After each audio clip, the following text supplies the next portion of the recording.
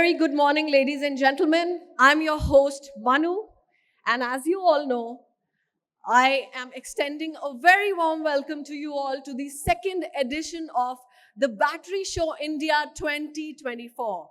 As I just told you, this is the second edition of the Battery Show. We are doing very well in the field and we are in sync with the government's objective of sustainability and green and clean energy. So on the same lines, I would like to take this agenda ahead. The first thing on our agenda is the expert talk, the topic of which is battery market trends, supply, demand, cost, and technologies. And to take this conversation forward, I would like to call upon stage Dr. Andy Leach. Please give a huge round of applause for Dr. Andy Leach, ladies and gentlemen. For this discussion, the second person that I would like to call upon stage is Mr. Ritesh Patterson, who is the General Manager, Performance Plastics and Adfo St. Gobain, India. A huge round of applause for Mr. Ritesh Patterson, ladies and gentlemen. Thank you so much, and it is such a pleasure to have you both here. Now, handing over the baton of the agenda to you, Dr. Andy, I would like to call you here. The stage is all yours. Thank you very much for the introduction. So, I'm looking forward to being here and giving a talk and then a really nice conversation with Ritesh afterwards. Can I get my slides up? Oh yeah, here we are. Thank you very much. So as you say, my talk is around battery trends globally, but then also some insights into what's going on the local Indian market here. As you said, I'm from Bloomberg NEF, which is Bloomberg's energy transition research provider. This is a map of everything that we cover at Bloomberg NEF. I sit in the storage team looking at battery technologies and manufacturing and trends in that market, but we have a range of different sectors that we cover. And if you're interested in any of these, please come and talk to me afterwards. So I'm going to talk through sort of at first the global market and how the battery outlook globally is growing and how it's changing and where that demand is coming from.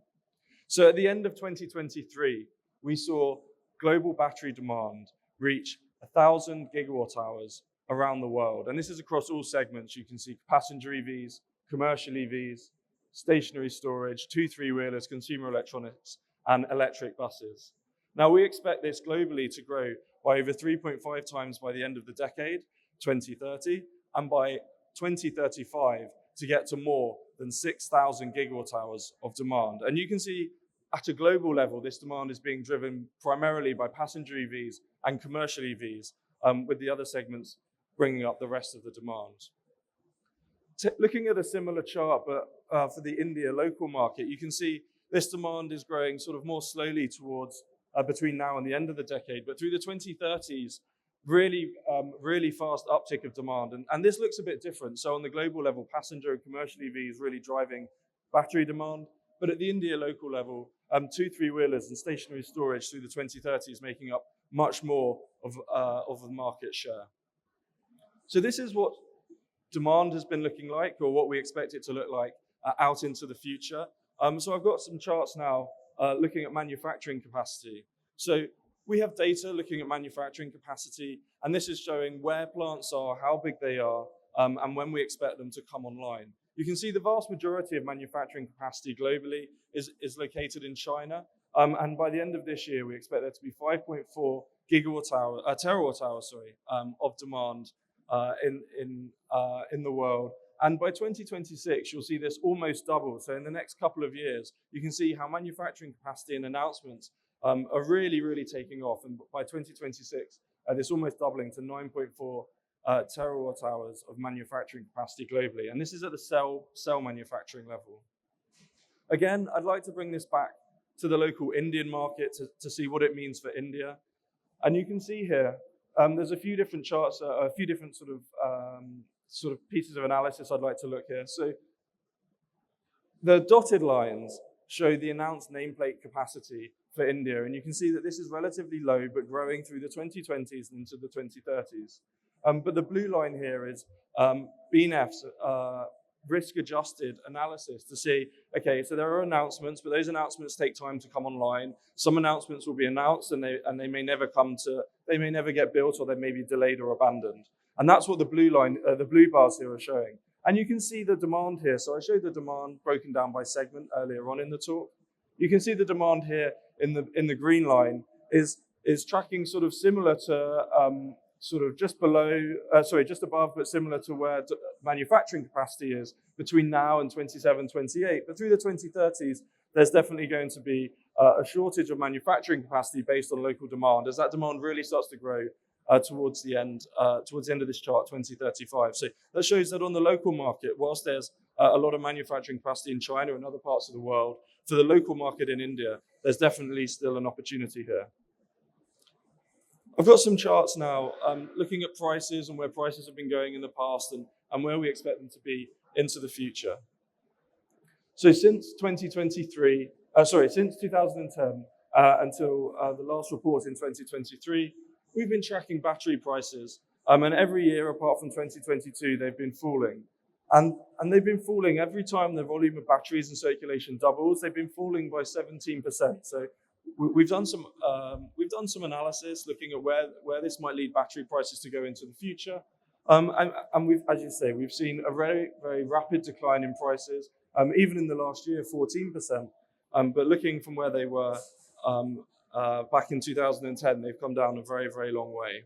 As part of this analysis, we look at battery prices by segment. So you can see buses and commercial vehicles in China on the far left of this chart being the cheapest battery prices in the world, passenger EVs being slightly more expensive. And there's a few reasons why that can explain this. So buses and commercial vehicles in China, typically using LFP, the cheapest chemistry. And there's also a very good ecosystem and a lot of bus demand in China, meaning that the economies of scale are really on the side of this particular segment. Passenger EVs, now you're looking at a global segment, and you're also looking at the segment using different chemistries. So nickel and cobalt-based chemistry is also in this segment, and that brings the price up a little. If we look at this compared to, say, 2- and 3-wheelers and passenger plug-in hybrids at the far right-hand side of this chart, these are segments which have smaller packs, and therefore the cost of your pack is significantly more because you're dividing the cost of your pack over fewer kilowatt hours. So when you look at the costs on a $ per kilowatt hour basis, this means the pack contribution is significantly more, and you're also sort of not getting quite the economies of scale with the smaller packs, and therefore having to pay a premium for this. One of the things we've seen more recently is really, really low prices in China. So prices getting down to, at the cell level, as low as $50 a kilowatt hour for an LFP automotive cell. And one of the reasons we think for this is due to an overcapacity in the market.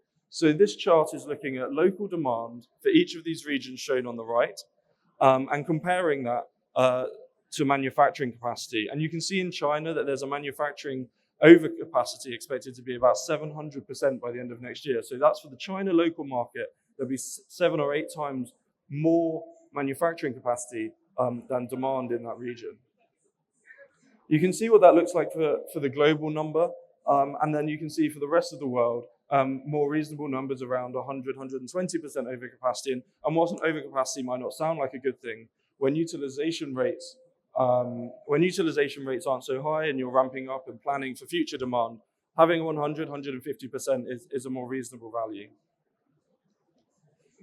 We were able to look at some of the public data in China, looking at manufacturing output versus nameplate capacity. And you can see for the largest 5 manufacturers in China, that being CATL, BYD, CALB, Eve, and Gotion, their utilization rate has been hovering around 50, 60, up to 70%, but at the end of last year, finishing around 60%. This is significantly higher than the rest of the players in China. And you can see that the utilization rate of those factories in the rest of the producers in China being significantly lower.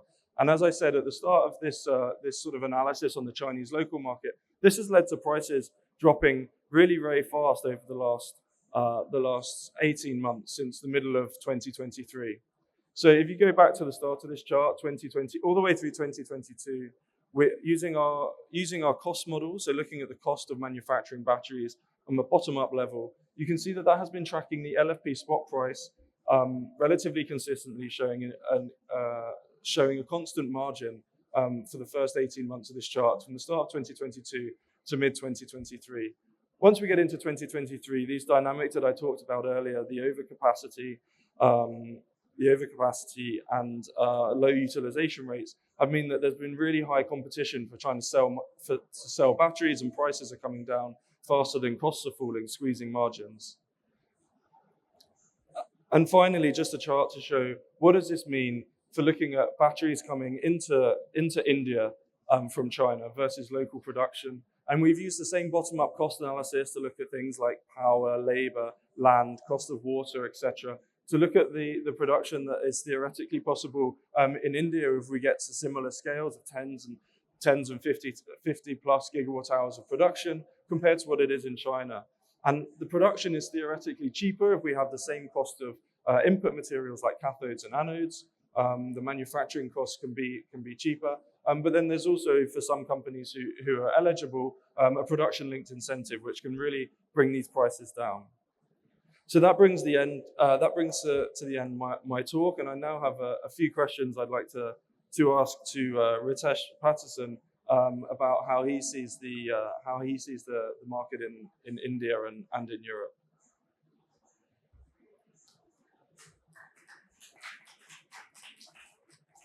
Thank you, Andy. It was a very enlightening talk from you. I think Bloomberg has got it mostly right on these fronts. So first of all, Saint-Gobain is more known for glass. So just for explanation, Saint-Gobain has a high-performance solutions business, which generally interacts with a lot of battery manufacturers, both globally and locally. And that's where our acquired wisdom comes from the market front, globally and locally. And I think what Andy talked about, I think you see a lot of turbulence which is happening in the Western world, mainly in Europe and US, where projections are going down. First of all, there is a problem with the demand projections, which are going down.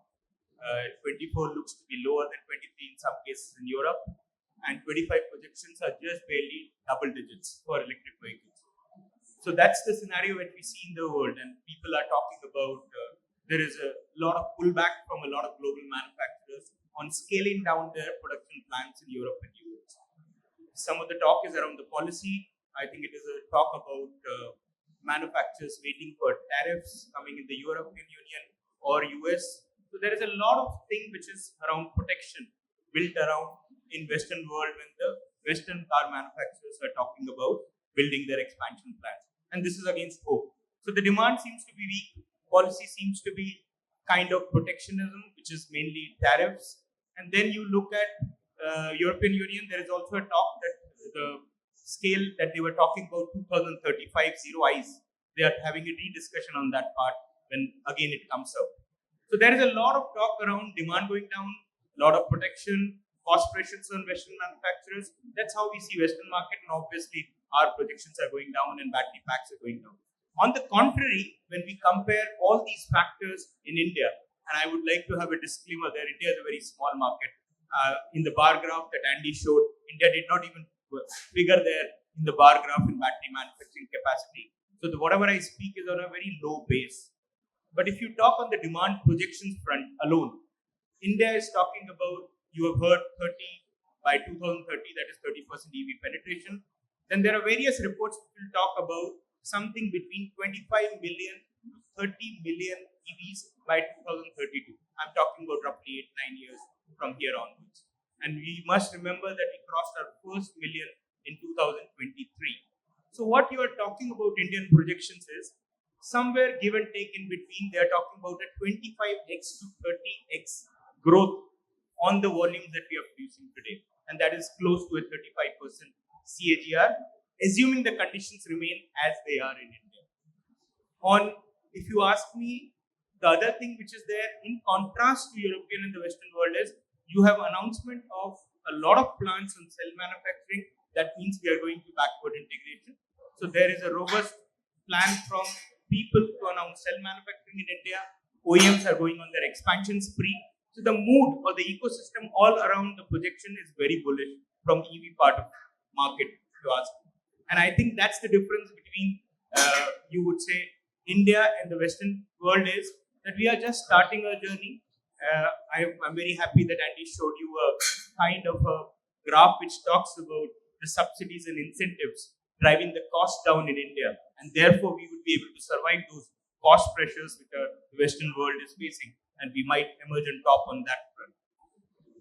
And yeah, thank you for bringing that up. So obviously costs are very low in China at the minute. I showed they're getting down to around $50 a kilowatt hour, and yeah, there's a possibility for manufacturing in India to be very competitive. But to get to those scales, what sort of policy mechanisms, maybe subsidies, tariffs, or other mechanisms do you think are necessary, and what do you think will work to really grow the industry here in India? Okay, so subsidies and incentives in India is always a tricky topic. You will have people sitting on left, right, both against and for. But what we are clear about is India's subsidy started somewhere around 2015 with FAME 1, 2019 with FAME 2, and the continuation is now the PM E-Drive scheme, which has come and which will be there for 2 financial years, give and take a few months here and there.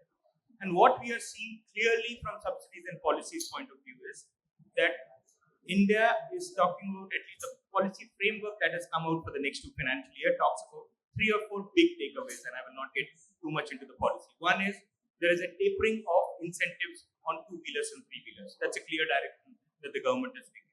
Then the second direction that the government has taken is transition and support for what you call as heavier vehicles. It could be buses, it could be trucks, that is there. I would believe that the outlay in this scheme is far more comprehensive. It tackles issues of transition of larger vehicles. It tackles issues of infrastructure, which is a major concern today, if you really ask me. And that is why the charging infrastructure is where the outlay is more about those kind of things. And also aligning with other policies. I think you have a renewable expo just going next to us. And India is also talking about there also going to 40% non-fossil fuels by 2030. So India, a lot of things will run parallelly. I'm not saying they will be seamless. They will run parallelly, there will be a lag, there will be sometimes something ahead. But I think infrastructure will sooner or later capture these things. So I think incentives and subsidies, if you ask me, are in the right direction. Today, the basic anxiety in India is, I think, universal with other places. There are only 2 anxieties in consumer mind. One is on range anxiety and the second is safety. And that is universal. It is not as if it is an Indian concern. Safety, we work with a lot of thermal management solutions. I would see there are a lot of manufacturers who are working to over-engineer their battery packs to take care of that safety concern. That's the prime most. Second, when you talk about range anxiety, I think there's a lot of the subsidies and incentives are also realizing that that's the major concern which will drive consumer traction, and therefore there is a lot of outlay and spend which is going to happen on the charging infrastructure part of it. And then there are alternative battery swapping mechanisms which are taking off in India to address the range anxiety concerns also. But remember, every manufacturer is trying to see that they get that range to a higher level. Having said all that, I would also tell you one thing which is surprising and noteworthy is there is a lot of things done on the charging infrastructure, addressing range anxiety, but the test of the pudding is in the taste of it. So you must understand the last 12 months, the highest purchase has been of hybrid vehicles. That means these apprehensions are still at the center of consumer mind and driving hybrid vehicles. Yeah, this is something we're seeing at Bloomberg as well. That hybrids are coming more into the fore. There really needs to be a lot of investment into charging infrastructure across the whole ecosystem. And yeah, as you say, bringing sort of more demand means that we need to really improve those energy densities as well. I think we're just at time here, but thank you very much for your really insightful commentary, Ritesh. Looking forward to the rest of the show. Thank you very much. Thank you, Andy. Thank you for having me.